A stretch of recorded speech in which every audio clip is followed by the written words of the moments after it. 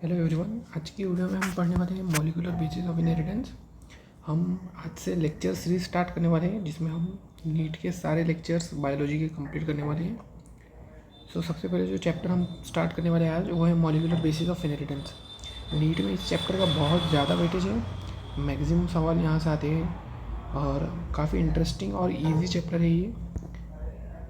तो चलिए इसको स्टार्ट करते हैं पढ़ना। यहाँ से हम लेक्चर सीरीज स्टार्ट करने वाले हैं। आपको अगर बिल्कुल बायोलॉजी में 360 ऑन 360 स्कोर करना है तो आप यहाँ से कंटिन्यू कर सकते हो। आप साथ में एनसीईआरटी लेके बैठ सकते हो। आपको अगर कोई एक्स्ट्रा पॉइंट लगता है तो आप आपके एनसीईआरटी में नोट कर सकते हो, या फिर ये जो नोट्स है इसकी लिंक मैं आपको डिस्क्रिप्शन में प्रोवाइड कर दूँगा। ठीक है, तो हम लेक्चर स्टार्ट करते हैं मॉलिक्यूलर बेसिस ऑफ इनहेरिटेंस। तो सबसे पहले इस चैप्टर में हमें न्यूक्लिक एसिड्स के बारे में पढ़ना है। ठीक है, न्यूक्लिक एसिड बोले तो डीएनए को हम न्यूक्लिक एसिड बोलते हैं। डीएनए हो या तो डीएनए या फिर आरएनए, दोनों को हम क्या बोल सकते हैं, न्यूक्लिक एसिड। तो इसकी डिस्कवरी हुई थी एफ मिशर के बाद। एफ मिशर ने इसकी डिस्कवरी किया था 1869 में। तो अगर नीट में से क्वेश्चन आया कि न्यूक्लिक एसिड की डिस्कवरी किसने किया तो आप एफ मिशर टिक कर सकते हो। ये एनसीईआरटी में नहीं है लेकिन आपको ध्यान रखना है। और इसने कहाँ से डिस्कवर किया था, ये न्यूक्लियस ऑफ फर्स्ट सेल। ठीक है, न्यूक्लिक एसिड यानी डीएनए और आरएनए, इसकी डिस्कवरी किसने किया था, एफ मिशर 1869 में in nucleus of first cell. और उन्होंने उसको नाम दिया था न्यूक्लियन। फिर later on nucleic acid term जो है तो वो किसने दिया था, अल्टमैन ने। Nucleic acid term was given by Altmann. Chemically it is polynucleotide. इसका मतलब क्या है कि बहुत सारे न्यूक्लियोटाइड के पॉलीमर से मिलके बनता है न्यूक्लिक एसिड। यानी बहुत सारे जो भी न्यूक्लियोटाइड है उनके पॉलीमर से बनेगा न्यूक्लिक एसिड। पॉलीन्यूक्लियोटाइड, उसमें से अगर हम देखें एक सिंगल न्यूक्लियोटाइड को तो वो किस किस चीज़ का बना होता है। जो न्यूक्लियोटाइड है, न्यूक्लियोटाइड बना होता है न्यूक्लियोसाइड प्लस फॉस्फोरिक एसिड का। जो न्यूक्लियोटाइड है वो बनाया होता है न्यूक्लियोसाइड और फॉस्फोरिक एसिड से। अब न्यूक्लियोसाइड किसका बना होता है, न्यूक्लियोसाइड में जो कंपोनेंट होते हैं वो होती है sugar and nitrogen base. Sugar and nitrogen base.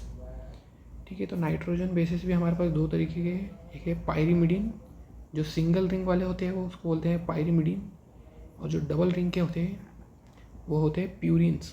तो उनको याद रखने की ट्रिक कैसी है, कट यानी पायरीमिडीन और एजी यानी प्यूरिन्स।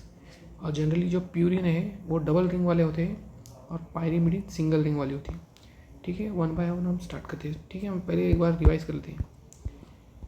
जो न्यूक्लिक एसिड है, न्यूक्लिक एसिड के अंदर कौन कौन आता है, डीएनए और आरएनए।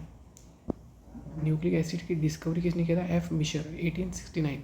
और कहाँ से किया था, तो न्यूक्लियस ऑफ फर्स्ट सेल। ठीक है, और उन्होंने उसको नाम दिया था न्यूक्लियन।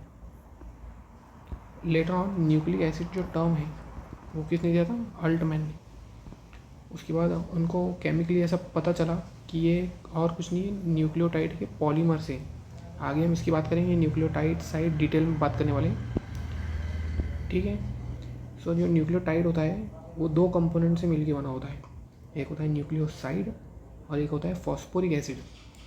जो न्यूक्लियोसाइड है उसके आगे दो कंपोनेंट होते हैं, एक होती है शुगर और दूसरा होता है नाइट्रोजन बेस। अब नाइट्रोजन बेसेस भी दो तरीके के होते हैं, एक होती है पायरीमिडीन्स, एक होती है प्यूरिन्स। तो पायरीमिडीन्स मतलब होती है जो सिंगल रिंग वाले होते हैं, सिंगल रिंग कंपाउंड्स, और जो प्यूरिन्स होती है वो होती है डबल रिंग कंपाउंड्स। ठीक है, तो वन बाय वन हम पढ़ते हैं नाइट्रोजन बेसिस। सबसे जो पहला नाइट्रोजन बेस हम पढ़ने वाले वो है पायरीमिडीन्स। ठीक है, और पायरीमिडीन्स में कौन कौन आता है, कट। आप जा सकते हो ये ट्रिक से, कट में जो सी है वो क्या होता है, वो है साइटोसिन। ठीक है, जो सी है साइटोसिन, यू है यूरेसिल एंड टी है थाइमिन। ठीक है, अब हम वन बाय वन डिटेल में पढ़ते हैं इसको। सबसे पहला पायरीमिडीन रिंग। पायरीमिडीन रिंग आपको मैंने पहले भी बताया, जो कि सिंगल रिंग होती है। यानी एक सिंगल रिंग जिसमें नाइट्रोजन, सिंगल रिंग होती है जिसमें दो नाइट्रोजन होते हैं। आप देख सकते हो यहाँ पे एक 3' पोजीशन पे और एक 1' पोजीशन पे 2 नाइट्रोजन प्रेजेंट है और टोटल 4 कार्बन है इसमें। आप यहाँ देख सकते हैं, यहाँ पे कार्बन है 1 2 3 और ये 4th कार्बन है। सो इसको हम हेट्रोसाइक्लिक रिंग भी बोलते हैं या हेट्रोसाइक्लिक कंपाउंड। अब हेट्रोसाइक्लिक बोलने का मतलब क्या है, यहाँ पे टोटल कार्बन नहीं है, यानी कार्बन के अलावा भी कुछ है। तो आप केमिस्ट्री में तो पढ़ते हो हेट्रोसाइक्लिक रिंग्स, तो उसी तरीके से यहाँ पे है नाइट्रोजन, इसकी वजह से ये रिंग कैसी हो गई, हेट्रोसाइक्लिक। और ये एरोमेटिक कंपाउंड से, ठीक है। तो सबसे पहले बात कर लेते हैं हम कट में से यू की, जो कि है यूरेसिल।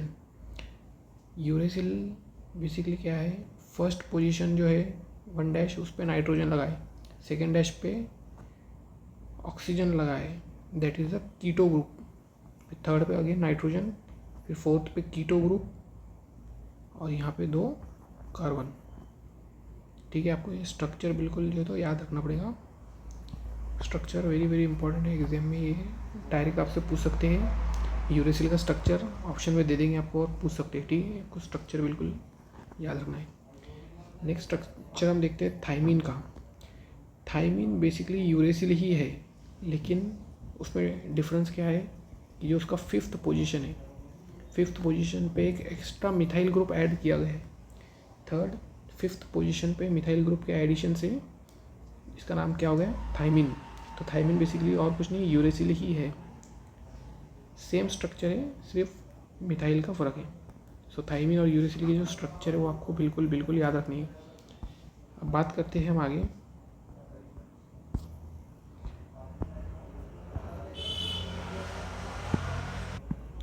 ओके, सो नाउ अब बात करते हैं हम साइटोसिन के स्ट्रक्चर के बारे में। इसमें देखो आप देख सकते हैं, फर्स्ट पोजीशन पे नाइट्रोजन ग्रुप, सेकंड पे कीटो, थर्ड पे नाइट्रोजन, फोर्थ पे अमाइनो ग्रुप और 5th 6th पोजीशन पे कार्बन है। तो आपको इसका भी स्ट्रक्चर बिल्कुल याद रखना है। तो यहाँ पे स्ट्रक्चर बहुत ज़्यादा इंपॉर्टेंट है, आपको एग्जाम में सीधा स्ट्रक्चर पे सवाल मिल सकता है देखने को। और जिस हिसाब से अभी क्वेश्चन पेपर सेट हो रहे हैं उस हिसाब से बहुत हाई प्रोबेबिलिटी है कि ऐसे क्वेश्चन जो है एग्जाम में आ सकते हैं। तो आपको स्ट्रक्चर बिल्कुल दिमाग में याद रखना है। जैसे कि आप देख सकते हैं यहाँ पे यूरेसिल में 2 नाइट्रोजन है, एक फर्स्ट और थर्ड पे। आपसे एक सवाल ये भी आ सकता है कि जो पायरिमिडिन है उस पर नाइट्रोजन की पोजीशन क्या है।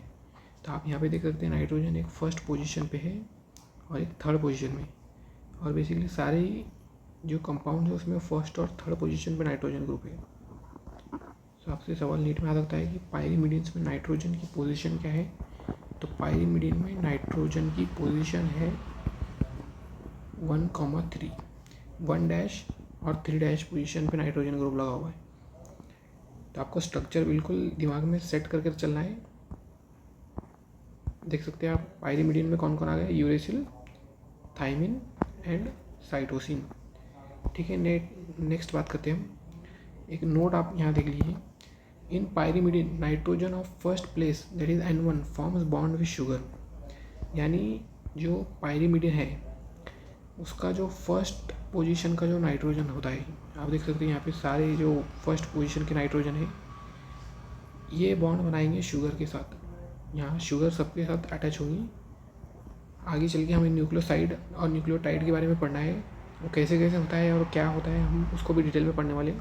लेकिन आपको अभी इतना याद रखना है कि जो शुगर होती है वो नाइट्रोजन बेस के फर्स्ट उस पर ऐड होती है, फर्स्ट N1 पोजीशन, पायरिमिडिन के N1 पोजीशन पे शुगर ऐड होती है।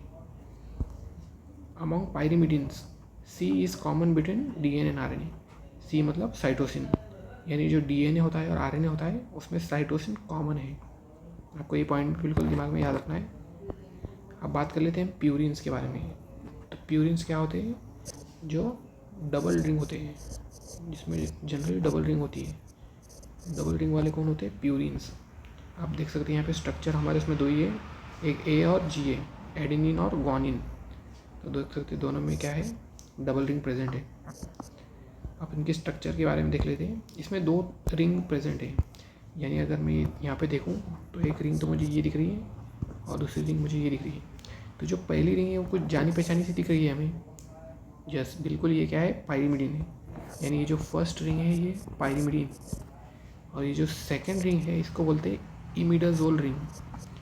इसमें क्या होता है, 2 नाइट्रोजन प्रेजेंट है, देख सकते हैं आप 7th पोजीशन पर 9th पोजीशन पे नाइट्रोजन प्रेजेंट है और टोटल 3 कार्बन है इसमें, एक यहाँ पे, एक यहाँ पे और एक यहाँ पे, टोटल 3 कार्बन। तो प्यूरिन्स में बेसिकली 2 रिंग्स होती है, एक होती है पायरिमिडिन रिंग जो ऊपर हमने देखा था पायरिमिडिन में, पायरिमिडिन रिंग, साथ में इमिडाजोल रिंग, और जो पायरिमिडिन रिंग है वो अगेन सेम 2 नाइट्रोजन और 4 कार्बन। हमने यहाँ पर भी देखा था, एक बार चेक कर लेते हैं। देखिए पायरिमिडिन में 2 नाइट्रोजन और 4 कार्बन थे और ये हेट्रोसाइक्लिक रिंग थी। तो यहाँ पर भी ये भी क्या है, हेट्रोसाइक्लिक रिंग ये है, pyrimidine ring plus imidazole ring. Imidazole ring में 2 नाइट्रोजन और 3 कार्बन है, पायरिमिडिन रिंग में 2 नाइट्रोजन और 4 कार्बन है। तो सबसे पहला जो प्यूरिन है उसकी बात कर लेते हैं हम, ए यानी एडेनिन। तो एडेनिन अगर मैं इसको नंबरिंग करूँ तो फर्स्ट नंबरिंग यहाँ से हो जाएंगी, nitrogen second, third, fourth, fifth, six पे अमाइनो ग्रुप, प्रेजेंट है, और फिर 7th, 8th और 9th। यहाँ पे अगेन सेम आपसे क्वेश्चन पूछ सकते हैं कि प्यूरिन में नाइट्रोजन की पोजीशन क्या क्या है। तो हम देख सकते हैं फर्स्ट पोजीशन पे नाइट्रोजन है, फिर थर्ड पोजीशन पे नाइट्रोजन आ गया, उसके बाद 7th पोजीशन पे नाइट्रोजन है और 9th पोजीशन पे नाइट्रोजन है।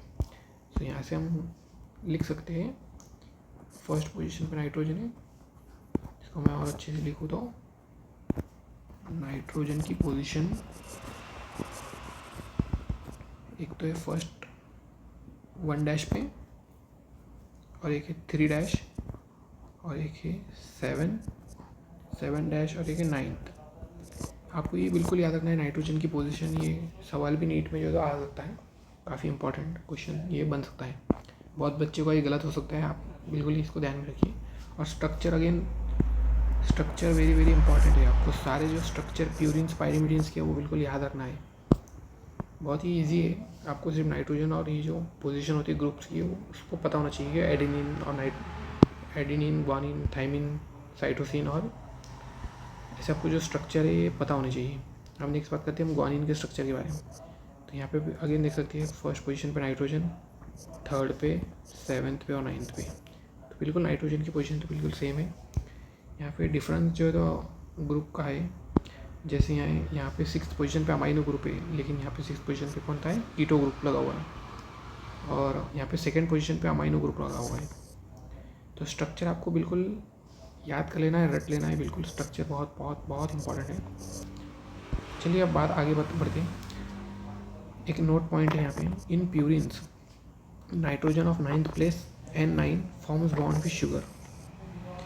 तो हमने पायरिमिडिन्स में क्या पढ़ा था, तो पायरिमिडिन में हमने पढ़ा था कि जो इसका जो नाइट्रोजन बेस होता है, नाइट्रोजन बेस का जो नाइट्रोजन होता है N1 वो शुगर के साथ बॉन्ड बनाता है, ठीक है। और नाइट्रोजन बेस किसका, ये तो था हमारे पास किसका, पायरिमिडिन का। जो प्यूरिन है, प्यूरिन में होता है N9, 9th पोजीशन का जो नाइट्रोजन होता है वो बॉन्ड बनाता है किसी के साथ, शुगर के साथ। अब कौन सा बॉन्ड होता है वो हम आगे पढ़ेंगे, आपको उसकी चिंता नहीं करनी है, आगे मैं आपको बताऊंगा कौन सा बॉन्ड होता है वो। और ये किस में होता है, प्यूरिन में।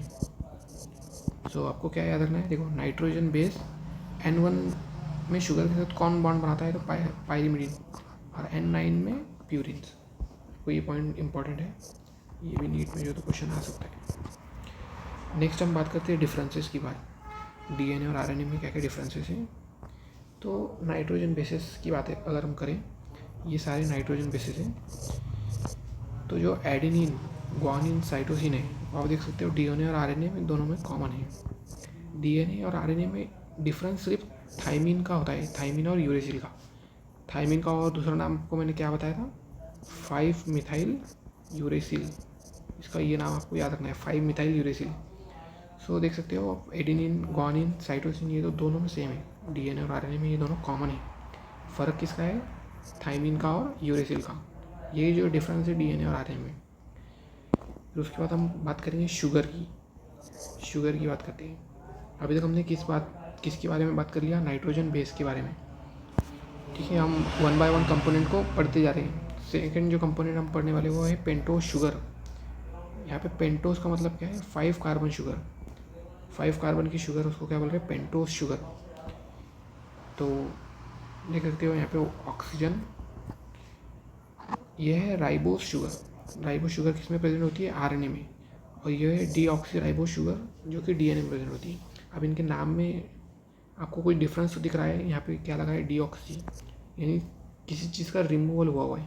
तो हम देखते हैं किस चीज़ का रिमूवल हुआ है। ये राइबोस शुगर और ये है डीऑक्सी राइबोस शुगर। तो आप देख सकते हो फर्स्ट पोजीशन पे OH, H नीचे HOH, HOH और HCH2OH। तो ये पेंटोस शुगर, 5 कार्बन की शुगर, इसलिए इसको बोल दिया पेंटोस शुगर। और ये भी पेंटोस शुगर ही है। दोनों में अंतर क्या है हम देखते हैं। जो डीऑक्सी राइबोस शुगर है उसमें सेकंड पोजीशन पे O एब्सेंट है। यहाँ पे क्या है? ऑक्सीजन एब्सेंट है, इसलिए ये हमने क्या बोला इसको? Deoxy ribose sugar. और ऑक्सीजन एब्सेंट होने की वजह से इसकी जो रिएक्टिविटी है वो क्या हो जाती? कम, क्योंकि ऑक्सीजन जो तो बहुत ज़्यादा रिएक्टिव मॉलिक्यूल है, उसके एब्सेंट के कारण यहाँ पे जो रिएक्टिविटी वो क्या हो गई? कम हो गई, इसीलिए स्टेबिलिटी इसकी बढ़ गई। आपको एक रिलेशन पता होना चाहिए, जो रिएक्टिविटी होती है और स्टेबिलिटी के बीच में इन्वर्स रिलेशन होता है। और यहाँ पे जो है तो रिएक्टिविटी इसकी क्या हो गई? ऑक्सीजन कम होने की वजह से रिएक्टिविटी की उसकी कम हो गई, ऑक्सीजन एब्सेंट, इसलिए जिससे क्या हो गया? स्टेबिलिटी इस मॉलिक्यूल की बढ़ गई। इसलिए आप देख सकते हो जो डीएनए मॉलिक्यूल है, जो डीएनए होता है वो ज़्यादा स्टेबल होता है एज़ कम्पेयर टू आरएनए। क्यों होता है? क्योंकि यहाँ पे ऑक्सीजन जो तो एब्सेंट होता है, किसमें? डीएनए में, इसलिए क्या होगा? More stable. उसी तरीके से अगर मैं बात करूँ आरएनए में जो शुगर होती है वो क्या होती है? Ribose sugar. यहाँ पे फर्स्ट सेकंड पोजीशन पे ऑक्सीजन प्रेजेंट है। ऑक्सीजन के प्रेजेंट के कारण क्या हो गया? ये मॉलिक्यूल ज़्यादा रिएक्टिव हो गया। अब मोर रिएक्टिव हो गया तो क्या हो गया? लेस स्टेबल हो गया। इस वजह से आप देख सकते हो कि जो राइबोस शुगर है वो कंपेरेटिवली लेस स्टेबल है as compare two deoxy ribose. आपको डिफरेंस भी पता चल गया। ठीक है, नेक्स्ट बात करते हैं फॉस्फेट ग्रुप की। तो यहाँ पे जो फॉस्फेट होता है वो किस फॉर्म में होता है? In form of phosphoric acid. Again ये बहुत इंपॉर्टेंट है, नीट में ये क्वेश्चन आ सकता है। किसके फॉर्म में होता है? तो फॉस्फोरिक एसिड के फॉर्म में होता है। यहाँ पे P+O OH OH and OH, ये फॉस्फोरिक एसिड, जिसको मैं ऐसे भी लिख सकता हूँ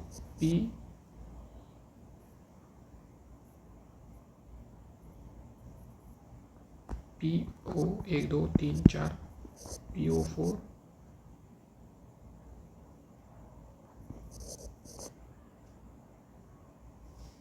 इसको मैं ऐसे लिख सकता हूँ, या फिर ऐसे ना लिख के मैं इसको लिख सकता हूँ PH3O4, यानी यहाँ पे एक फॉस्फेट मॉलिक्यूल और 3 हाइड्रोजन और 4 ऑक्सीजन मॉलिक्यूल है। तो due to phosphate both DNA and RNA shows acidic properties. यहाँ पे इंपॉर्टेंट क्वेश्चन यहाँ नीट में बन सकता है। आपसे ये सवाल पूछ सकते हैं नीट में, क्या एसिडिक प्रॉपर्टी ऑफ डीएनए या फिर आरएनए ये किसके बेसिस पे शो होती है? तो आंसर इसका क्या आ जाएगा? फॉस्फोरिक एसिड के बेसिस पे। Second, negative charge. जो निगेटिव चार्ज का आने का कारण भी है वो फॉस्फोरिक एसिड ही है। तो आपको 2 पॉइंट बिल्कुल याद रखने हैं। एसिडिक प्रॉपर्टी किसी कारण होती है? फॉस्फोरिक एसिड, और निगेटिव चार्ज भी फॉस्फोरिक एसिड। थर्ड जो है मोस्ट इंपॉर्टेंट है, ये आप बायोटेक में भी पढ़ते हो। ठीक है, बायोटेक का पॉइंट है, मैंने यहाँ पे ऐड किया है आपके लिए। ये मूव टूवर्ड एनोड इन इलेक्ट्रिक फील्ड। इसके निगेटिव होने के कारण एनोड जो कि पॉजिटिव चार्ज है उसकी तरफ इसको अट्रैक्ट होता है, तो इसके तरफ मूव टूवर्ड एनोड। जब भी आप इलेक्ट्रिक फील्ड अप्लाई करोगे तो जो डीएनए मॉलिक्यूल है वो एनोड की तरफ मूव करेगा। क्यों? क्योंकि वो निगेटिवली चार्ज है, तो वो एनोड की तरफ मूव करेगा, क्योंकि एनोड पॉजिटिव चार्ज है और जो डीएनए है वो निगेटिव चार्ज है। इसलिए ये क्या हो गया? मूव टुवर्ड एनोड इन electric field. Okay, so next है न्यूक्लियोसाइड। न्यूक्लियोसाइड हम अगले लेक्चर में कवर करने वाले हैं। तो एक बार हम क्विक रिकैप देख लेते हैं आज हमने क्या क्या लेक्चर में देखा। सो न्यूक्लिक एसिड जो है, न्यूक्लिक एसिड में क्या होता है? डीएनए और आरएनए। इसको डिस्कवर किसने किया था? एफ मेशर ने। कब डिस्कवर किया था? 1869 में। कहाँ से डिस्कवर किया था? न्यूक्लियस ऑफ फर्स्ट सेल, और उसने उसको नाम दिया था न्यूक्लिन। तो न्यूक्लिक एसिड जो टर्म है वो किसने कॉइन किया था? It was coin by Altmann. Chemically it is polynucleotide, यानी ये न्यूक्लियोटाइड का पॉलीमर है। जो डीएनए और आरएनए वो बहुत लंबी लंबी चैन में होते हैं, इसलिए उसको क्या बोला? पॉलीन्यूक्लियोटाइड। और न्यूक्लियोटाइड के दो कंपोनेंट होते हैं, एक होता है न्यूक्लियोसाइड, एक होता है फॉस्फोरिक एसिड। न्यूक्लियोसाइड यानी शुगर और नाइट्रोजन बेस, फॉस्फोरिक एसिड। और नाइट्रोजन बेसेस भी दो तरीके के, पायरिमिडिन और प्यूरिन। पायरिमिडिन जो सिंगल रिंग वाले होते हैं, pyrimidine double ring. Pyrimidine example trick क्या होता है आपको? Cut, purine, AG. ठीक है, पायरिमिडिन जो है सिंगल रिंग वाले हैं, इसमें कौन सी रिंग प्रेजेंट होती है? पायरिमिडिन रिंग प्रेजेंट होती है। ये हेट्रोसाइक्लिक कंपाउंड होते हैं और एरोमेटिक भी होते हैं। इसमें क्या होता है? यूरेसिल, थाइमिन, थाइमिन यानी 5-मेथाइल यूरेसिल का साइटोसिन स्ट्रक्चर आपको याद रखना है। उसके बाद हमने बात की थी प्यूरिन्स के बारे में। तो प्यूरिन क्या होते हैं? Double ring structure. इसमें दो रिंग होती है, एक पायरिमिडिन रिंग और एक इमिडाजोल रिंग। आपको नाइट्रोजन की पोजीशन भी याद रखनी है। पायरिमिडिन में 1 और 3 नाइट्रोजन की पोजीशन, और प्यूरिन में 1, 3, 7, 9 पोजीशन। ये डबल प्यूरिन्स यानी डबल रिंग। और इसमें कौन सी रिंग होती है? पायरिमिडिन और इमिडाजोल रिंग। ठीक है, उसके बाद पेंटो शुगर के बारे में बात की हमने। दो तरह की होती है, राइबोज और डिऑक्सीराइबोज। ऑक्सीजन सेकंड पोजीशन पे अगर एब्सेंट है ऑक्सीजन तो वो डीएनए की शुगर हो जाएंगी डिऑक्सीराइबोज, और ऑक्सीजन अगर प्रेजेंट है तो राइबो शुगर। राइबो शुगर होने के कारण क्या होता है? ऑक्सीजन प्रेजेंट होने के कारण जो तो लेस स्टेबल होती है, और ये ऑक्सीजन एब्सेंट होने के कारण मोर स्टेबल है। फॉस्फेट ग्रुप की वजह से क्या क्या होता है? एसिडिक प्रॉपर्टी आती है, दूसरा नेगेटिव चार्ज डेवलप होता है, और तीसरा जो डीएनए है वो एनोड की तरफ मूव करता है इलेक्ट्रिक फील्ड अप्लाई करने के बाद। ठीक है, न्यूक्लियोसाइड को हम अगले लेक्चर में डिस्कस करने वाले हैं। आपको लेक्चर कैसे लगा? आपको समझ में आया, नहीं आया? आपको क्या दिक्कत लगी? आप मुझे कमेंट सेक्शन में बता सकते हैं। हम अगले लेक्चर में उसको इम्प्रूव करने की कोशिश करेंगे। ठीक है, थैंक यू।